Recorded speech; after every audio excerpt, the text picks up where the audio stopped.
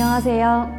반려동물 라이프스타일 편집숍 민글의 수의사 류한빈입니다. 우리 강아지, 고양이 양치시키기 정말 힘드시죠? 양치할 때마다 거의 전쟁을 치르신다는 분들도 많이 계시고요. 양치는 아예 포기하시고 덴탈검이나 장난감을 씹게 해서 관리해 주신다 이런 분들도 계시고 다양한 제품을 활용하시는 분들도 계실 텐데요. 이렇게 힘든 양치를 포기하고 몇 년 지나다 보면 입에서 냄새도 나고 치석도 많이 생기게 됩니다. 스케일링을 하자고 하니까 마취도 해야 된다고 하고 비용도 부담이 되고 또 얼마나 자주 해야 될지 감이 안 잡히신다고요? 그렇다면 오늘 영상 끝까지 봐주세요. 양치의 중요성에 대해서는 길게 말하면 잔소리가 될 것 같으니까 생략하겠습니다. 사람의 경우에는 하루에 3번 꼭 양치를 하죠. 혹시 양치가 귀찮으시다고 양치 대신에 가글만 하신다거나 사돌만 챙겨 드신다거나 자일리톨 것만 씹으시는 분 계신가요? 아마 없으실 거예요. 강아지나 고양이도 마찬가지입니다. 덴탈검이나 뼈간식, 장난감 이런 것들이 충분히 도움이 될 수는 있지만 양치를 완전히 대체할 수는 없습니다. 양치만한 것이 없다는 뜻입니다. 물론 스케일링도 마찬가지입니다. 스케일링을 매년 한다고 해서 양치를 안 할 수는 없습니다. 스케일링을 무작정 많이, 무작정 자주 할 수는 없으니까요. 그리고 스케일링을 하고 나서도 치석이 많이 끼기 때문에 스케일링 중간중간에 양치를 통해서 잘 관리해 주시는 것이 중요합니다. 아까도 말씀드렸듯이 사람과 반려동물 스케일링의 차이는 마취입니다.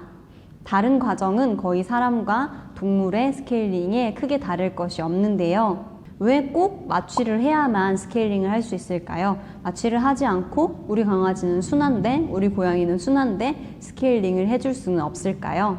수의사가 동물을 스케일링 할 때에는 이 겉에 보이는 치아 겉면뿐만 아니라 혀 쪽, 즉 구강 안쪽도 깨끗하게 스케일링을 해야 합니다. 또 치아 표면에 붙어있는 큰 치석을 제거하는 것보다 중요한 것은 바로 치아와 잇몸 사이의 공간을 깨끗하게 닦아내는 것입니다. 이렇게 뾰족한 스케일러로 이 잇몸과 치아 사이의 공간을 깨끗하게 닦아내는 데는 사실 많은 집중이 필요하고 또 강아지나 고양이도 가만히 있어줘야 하는데요. 이 뾰족한 스케일러가 입안을 왔다 갔다 하는데 강아지나 고양이가 깨어 있어서 조금이라도 움직일 때는 사실 깨끗하게 스케일링을 하는 것도 어렵겠지만 수의사와 환자의 안전도 보장할 수가 없습니다. 그러면 스케일링은 얼마나 자주 해줘야 될까요? 1년에 한 번, 2년에 한 번, 혹은 6개월에 한 번? 사실 이 주기는 정해져 있는 것이 없습니다. 보호자분이 집에서 얼마나 관리를 잘 해주시냐에 따라 달려 있고요. 그 밖의 요인들에는 어떤 사료를 먹는지도 굉장히 중요해요. 딱딱한 사료를 먹는 경우에는 기본적으로 부드러운 사료를 먹는 경우에 비해서는 치석이 조금 늦게 쌓이는 경향이 있고요.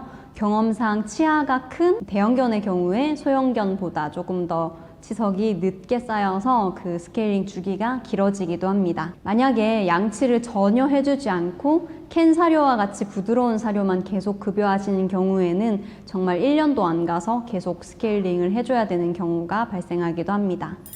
오늘 영상 유익하셨다면 좋아요로 저희를 응원해주시고 앞으로도 좋은 정보 계속 받아보시길 원하신다면 구독 버튼 누르는 거 잊지 마세요. 감사합니다.